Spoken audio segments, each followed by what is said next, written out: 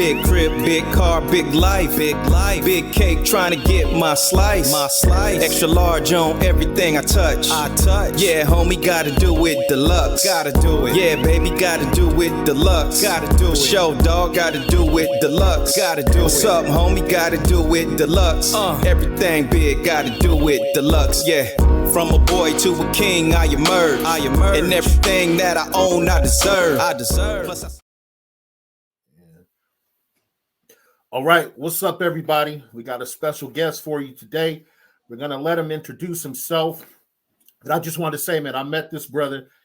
We have a mutual connect with a preacher, and he does a Bible study, kind of Bible men's ministry type thing. So this is how I came across him, and his story is very, very powerful. So I'm going to turn it over to him and let him get started. Go ahead and introduce yourself to everybody. Let them know who you are, where you're from, all that good stuff. All right.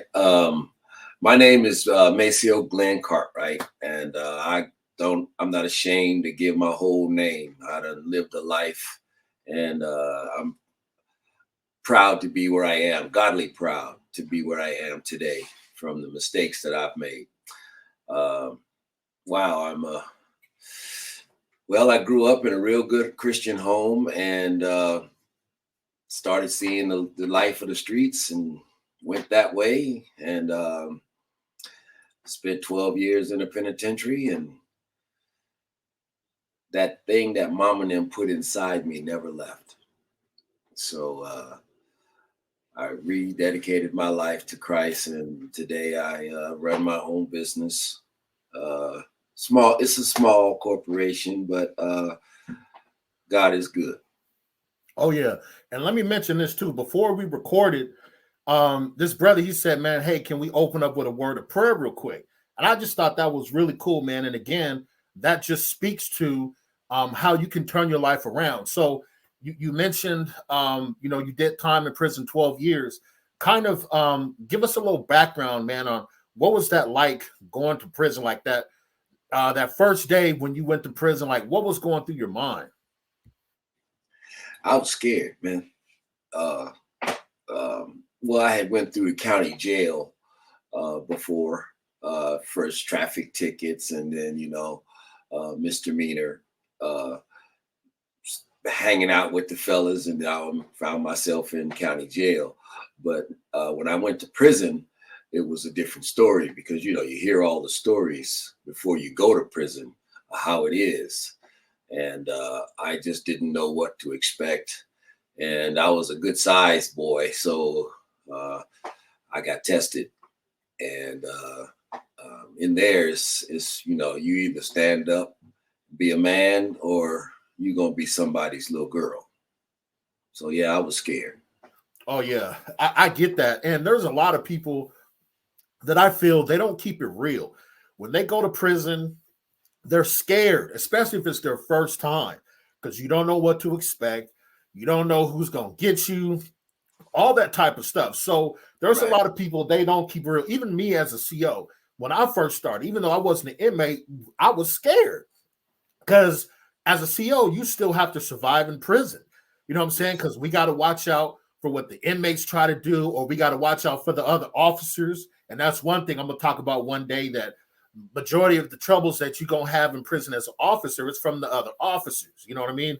Now, can you tell us, like, who did you roll with while you were locked up in prison? Because, you gotta be in some type of a car or a clique or whatever. So who did you roll with? Well, that's true. But like you said, by default, I grew up in the neighborhood where there was the red team. And because I was a good sized boy and I wasn't going to be nobody's girl, I got drafted to the front line. And, I even had to hold weapons for other guys. I was the new booty that had a little heart. So, okay, you hold these knives. And that's just the way it was. Now, when they asked you to hold these knives, were they just asking you in a nice way? Like, did you have an opportunity to say no? or how was that? No, you don't get the knives before you inside. They ain't gonna just say, hey, you come over here, you gonna roll with us here, take these knives. That's not how it go. Okay. So you actually test it, and the master at arms is a coveted position. That's a position of authority.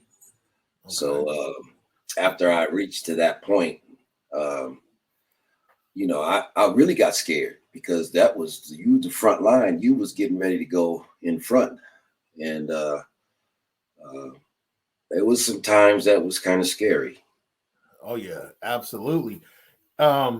If you don't mind, could you give like an example of where they had to rely on you with being the master at arms, and you getting into a scary situation? Well, I know it's been a long time ago, but yeah, and there's a little pedigree still in there. You can't run your mouth, right. But what I can say is, after I made it down to the lower levels, then we had a chair, and you take the little knob off the end of the chair and push all the shanks up in there. Knob back on it, and as long as nobody picked the chair up and shook it around, you can't tell they in there. Right. So it got hairy the day we had to go get them. Okay. And 4 or 5 of them will fit up in one leg, and there's 4 legs on the chair. Yeah. So it was a whole bunch of some them. Yeah, and I wasn't the only one in possession of a chair.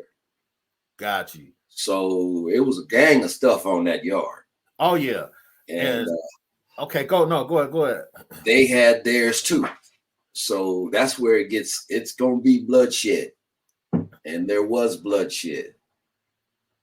Oh yeah, absolutely, man. And I know as a CO, man, it's like it's weird. Like if you take one knife from an inmate over the night, he's gonna make 2 more knives. You know what I'm saying? It's like it's never ending. And with all the efforts that we have to do searching on the yard, searching in the cells, all that stuff, it's like we will never be able to stop, you know what I'm saying, the manufacturing of weapons. And you have some rookies or some naive officers, they think that they can cut the head off the snake and that'll be it, and that's it. But man, I've come to resolve that it ain't never gonna stop. You know what I'm saying?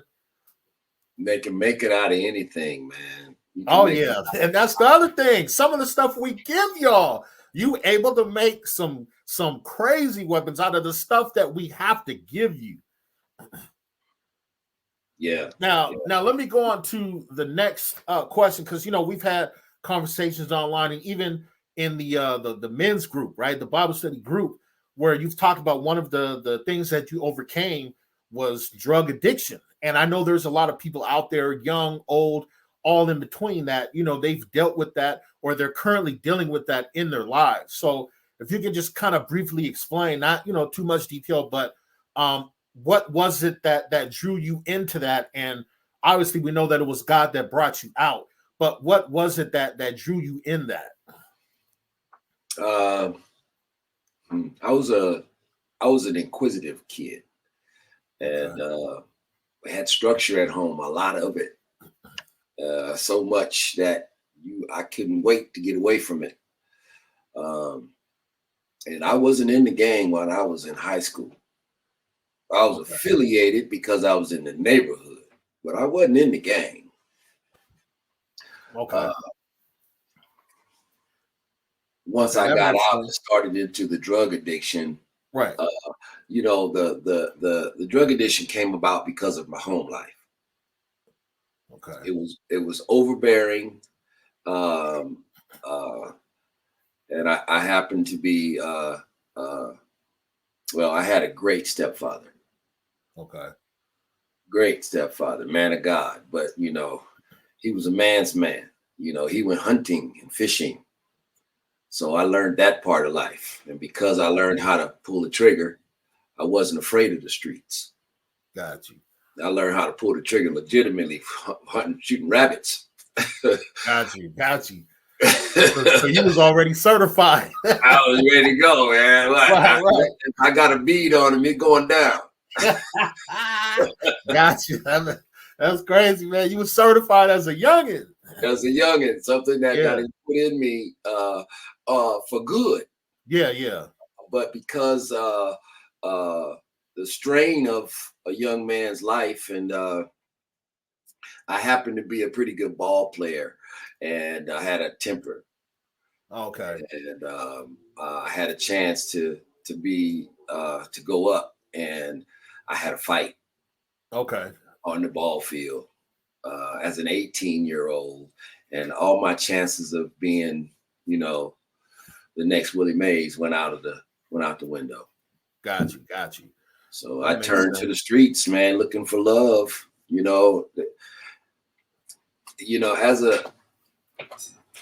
I ain't gonna say I was a stepchild because my mom was in the house. Okay. But my dad, that was my dad. I am Cartwright. Mr. Cartwright raised me, and I'll be a Cartwright until I die. Although I found my biological family, and I absolutely love them. Okay. That's good. Yeah, I definitely respect that for sure. Yeah. Now, with the experience that you've had in prison, just in case some people, if they don't know you and they don't know that you certified, what were some of the places that you did time in the state of California? Well, you know how they do you, man. They make money on moving you around. So I went from the bottom to the top. Okay. Wow. Let's just say I was at Corcoran when they was doing the fights.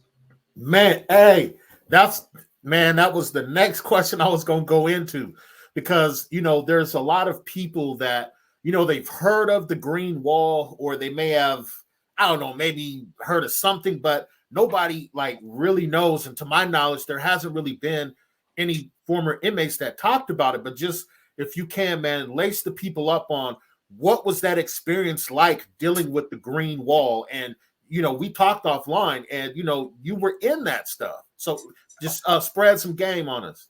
Well, I'll put it like this: I never knew it was called the Green Wall. If you was in the shoe, you got an hour a day yard time, and you and one other person would go out into the yard, and you have some daylight. Well, when you went out there was two maybe Latino guys out there, and it was on and cracking in Corcoran. And after I got out, I found out that they had office personnel in the towers watching what happened, and they would shoot the brothers with a cork gun. Shoot the Mexicans with a cork gun, and shoot the brothers with live bullets. Yeah, live rounds. Yeah, and Corcoran was a scary place. If you walk the yard of Corcoran, all the holes in the building, they're head height. Yeah. So if you're walking around, all the holes are 6 feet high. And I didn't know what these holes were. And I asked, what are these? What's that? Man, that's a bullet hole. So you see that tower over there? Well, they shot this way, and that's that bullet hole in the side of the wall. They taking headshots. And so it was that kind of life, mental. Oh yeah. That's vicious. And for people that don't know, now you can correct me if I'm wrong, but a lot of those bullet holes that you may see in the walls, they don't usually repair them. Either they don't repair them, or it takes forever. And it's been said that they want to use those bullet holes to try to scare. Right. It's a mental game, because you in this jungle and you see all of these bullet holes that are at headshot level. They're not going to get rid of them because they want y'all to know, hey, you can be next. Now, am I wrong about that? How else can you figure that 200 officers can manage 2,000 men? Right. If they decide 2,000 men will overtake 200 officers, no matter in a lickety split. Right. They leave those bullet holes there for reminders of the inmates that we're Yeah. not playing with you. We're gonna shoot you in the head. And Oh when you yeah. come out of your cell, there's a man standing there with a, you know, what is it? AR is a 223. I don't know. Uh-huh. I don't want to put all that information out there, but I'm putting out enough. Yeah. It's a mental situation. When you walk out of your cell, you see a man standing there with bullets going across his chest like a Mexican bandito, and a big gun standing holding in his hand, and he tell you to walk in that direction. And if you walk in that direction, you gonna get shot. Oh yeah. Now, what some people may not understand, like during this era of the Green Wall, like the California prison system was much different. Now, I'm not talking about how the prison is now, but when he did time, it was totally different. It was just men walking around men. It was just like he said, it was definitely vicious. Now, I'm gonna ask you during that time with the Green Wall stuff going on, like how did you keep your mind intact, or what did you do to try to, combat those mental games that they were playing? You never knew. You never knew. You always, there's a saying that say if you stay ready, you don't have to get ready. You never knew when it was going to be your turn. I was in the shoe with Charlie Manson, and he would yell at 3:00 in the morning at the top of his lungs, like, "What? What is this for?" So he just life inside behind the wall is just a whole nother world.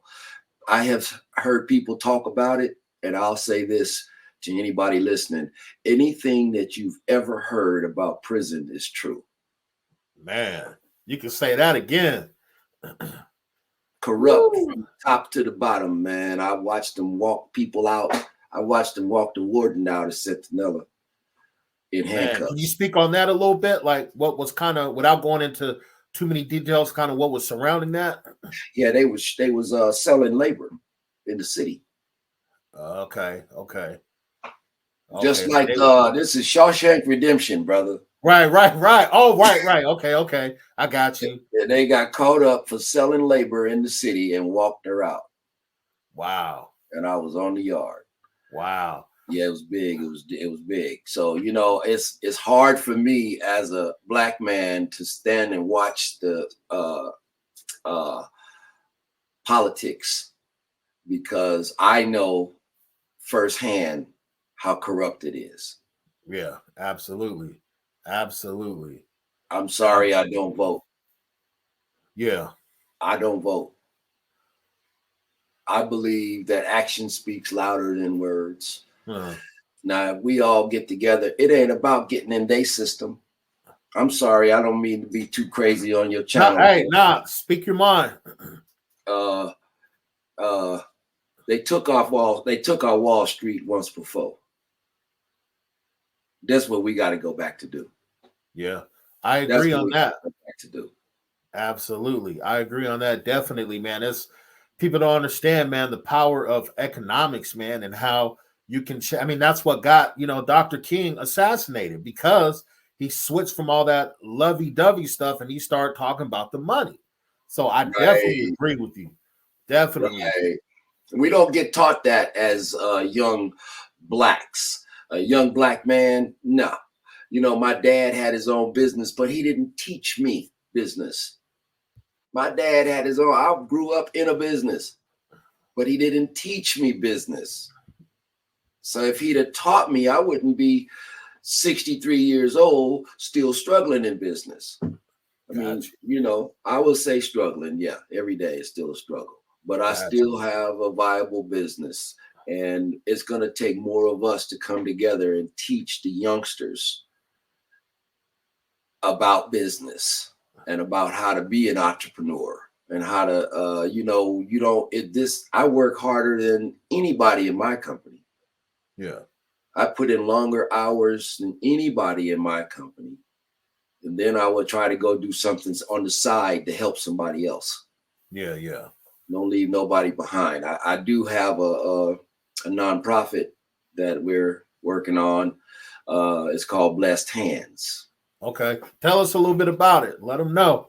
Blessed Hands is a construction company, and our goal, our mission statement is to be the buzz on the yard.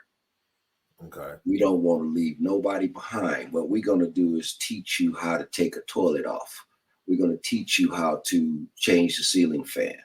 We're going to teach you how to put a water heater in, fix the sink, fix the garbage disposal, patch the wall, little lightweight electricity. Make sure you turn the breaker off first. Yeah. So that's what Blessed Hands is about. Right now, Cartwright Construction is a for-profit company. Okay. And we're Cartwright Construction Facebook, Cartwright Construction Instagram, and CartwrightConstruction.net. If you can, man, just pop your collar a little bit, man. Show us that hat. That's your business hat, right? Just so they can see. This His is my brother. company. He got his own business, y'all. Cartwright Construction, man. That's what I'm talking about. And I wish more people would catch hold to that. And I told y'all, man, this brother is sharp. He's been through a lot in life. And you can see it just by this interview. Y'all can't deny. You know what I'm saying? Now, I want to move on to the next question of what was your experience like with the prison guards? Were they all bad? Were some good, mostly bad? What was your honest experiences and opinion? It ranged from color, but I will tell you, I had some pretty good white guys come across my path. I wasn't always a knucklehead in there. You know, you only got knucklehead when you came at me with something foul. Then you was gonna get knucklehead. But usually, yes, sir. I got raised. My mom and my dad, they made us yes, sir, yes, ma'am. That's how we were raised. Okay. And so I had went to the service actually prior to prison. So I had some structure in my life, needless to say. Okay. So tell us a little bit about that real quick if you want. Like what branch did you join? All that. Oh man, I've been around the world twice. I was in the Navy, Okay. USS Suribachi. It was a ammunition carrier. It was a support ship. I was in the Persian Gulf. I was there when the USS Vincennes shot down the Libyan fighter jets that had shot the Stark. I don't know if this might be a little before your time, but in I think it was 86. Okay, yeah, I was around, but I was real young though, so Yeah, I didn't know what was going on. Yeah, the USS Stark got hit, and 27 guys died. Man, U.S. Sailors? Yes, I was a sailor. Okay, no, but I mean, you said 27. Was it 27 sailors? 27 sailors died. Yeah. Okay. Yeah. While they were asleep, they hit the side of the berthing part of the ship, and it didn't sink. It didn't sink. It made it back, but 27 guys died. Man, so I was in that conflict. Man, I'm sure you definitely will never forget that and all the trauma behind that stuff, man. That's. But I you know what? A little boy from Pomona made it all the way to Paris, France. So yeah, hey, that ain't too bad, man. You know, that ain't too bad. I would tell you, I'm an advocate of the United States Armed Forces. Yeah. You got something, you ain't got nothing going on in your world. They'll help you with school. They'll give you a trade and teach you how to be a man. They're not going to do much else for your teaching you how to survive in the world and make money. But you know, they'll give you a trade. It'll be up to you after that. They'll teach you how to fold your clothes and wash your butt. Right. And sometimes I joke with the inmates sometimes, and I'll be like, man, you know, you should have joined the military, because when you go to prison, as you know, you got to listen to somebody. You ain't going to just do whatever you want. You already wearing a uniform, a government issue uniform. You eating government issue food, government issue quarters, all that. So instead of doing that in prison, why not go and do that with the military? And then you can get a pension if you do 20 plus years, all that stuff. You go and listen to somebody. So why not listen to Uncle Sam? That's at least going to give you a little something. He gonna give you a whole lot, actually. He's gonna give you a whole lot. because there's insurances that follow you after you get out. Right. Take care of your family. So, there's a lot involved with Uncle Sam. That's why I tell youngsters, hey, look, man, check out the service, find a branch that you can thrive in and pick a trade and go get it. Oh, yeah, absolutely. Because you go listen to somebody. You go listen to somebody. And if you don't, we got a place for you. Oh, yeah. No doubt. No doubt. You don't want to listen? Okay. Right. 4 or 5 of them your size get off of you. You'll listen. Right.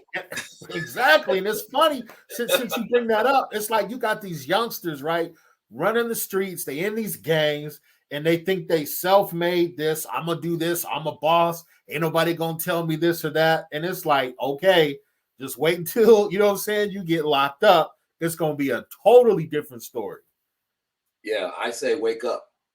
All you brothers out there that are claiming the neighborhood, wake up and claim your family and build your family.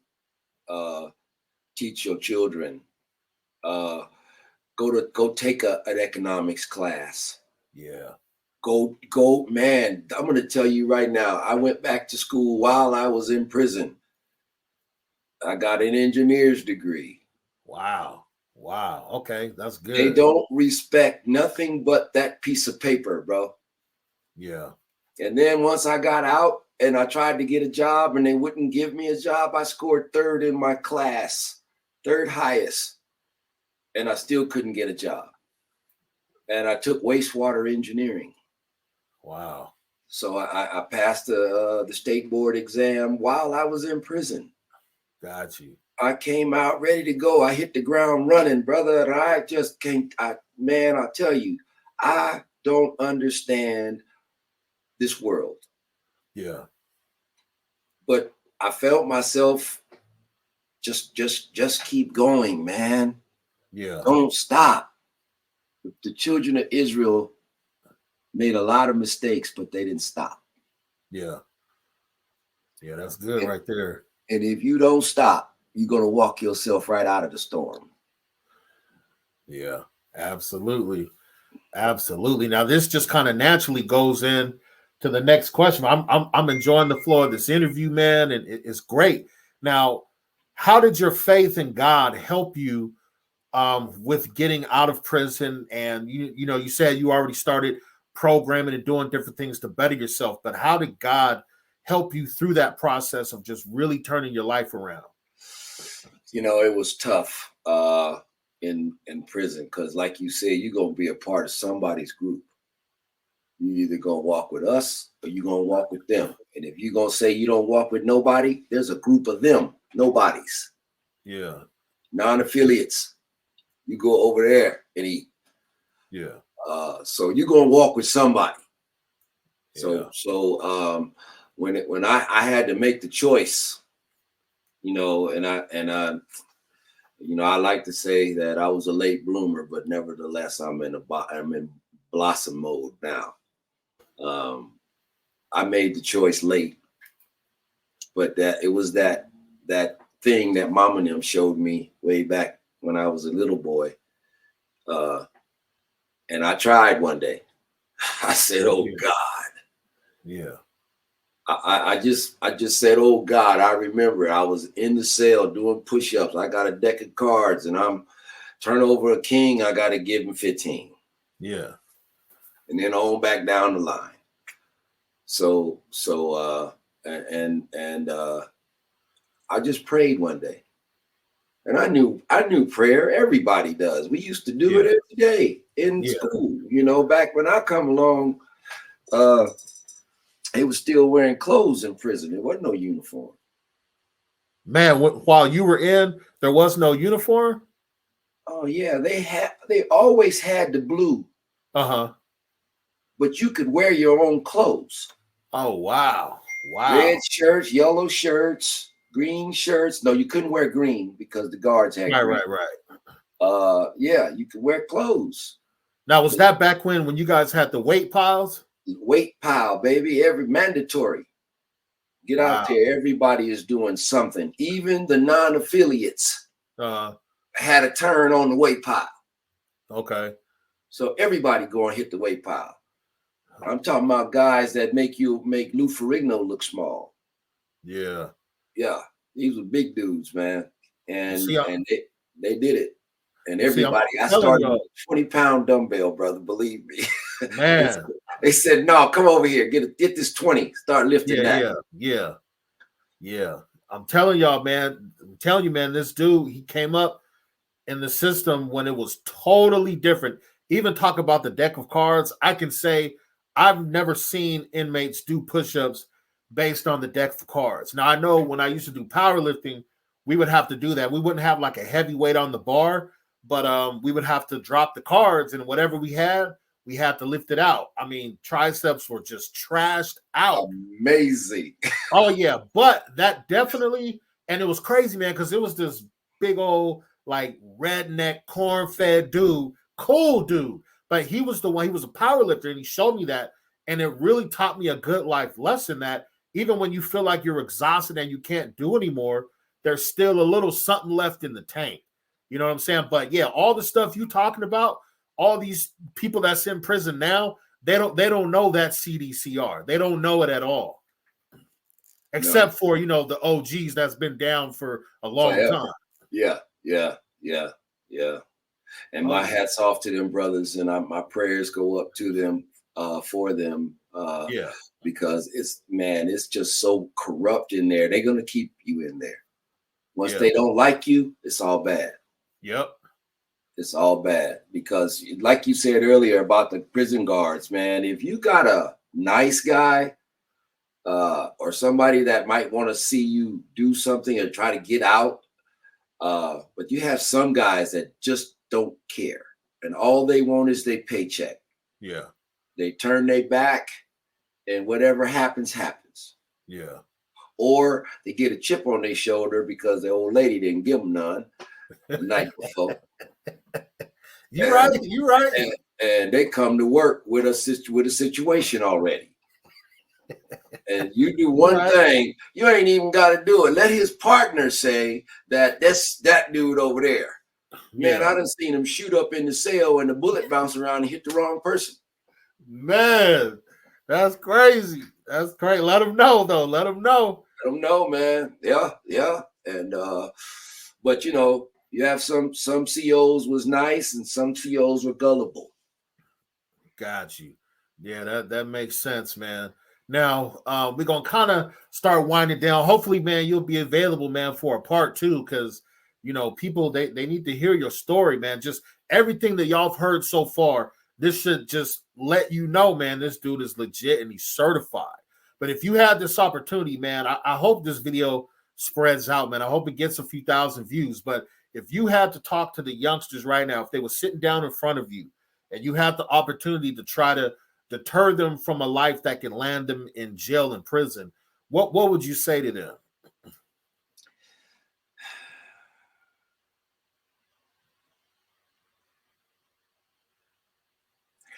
I may be quoting it wrong, but Maya Angelou has a poem that said, early in the morning on the Serengeti, the gazelle rises and realizes that he must run faster than the fastest lion to survive. That's good. You brothers out there, man, realize that you're going to have to put it in overdrive because the system is designed to see you fail.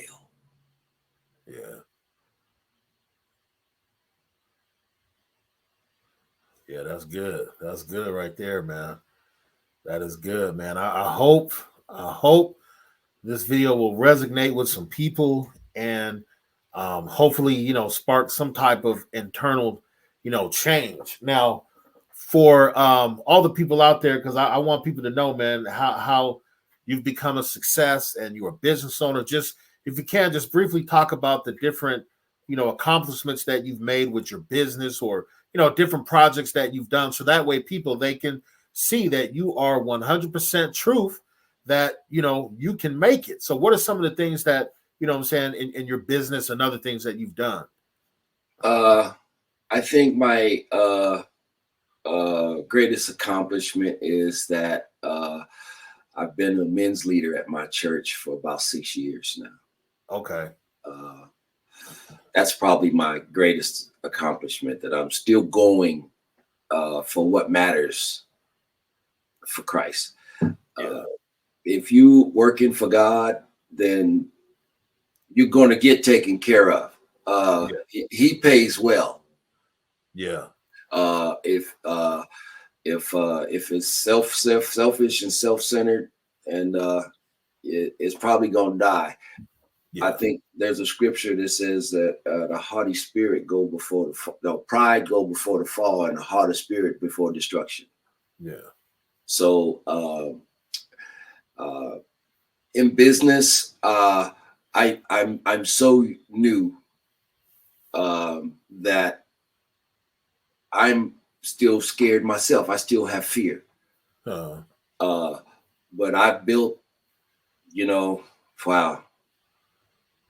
I have a website and it has lots of pictures. Let them know. Plug it in. Let them know.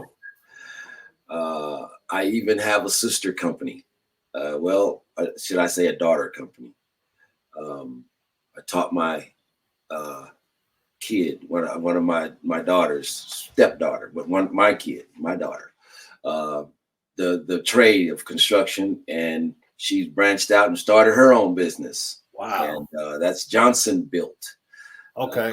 And you can find them on Facebook, Johnson Built, Cartwright Construction. We built houses from Yucaipa to Los Angeles. Okay. All points in between: Riverside, Redlands, San Bernardino, Pomona.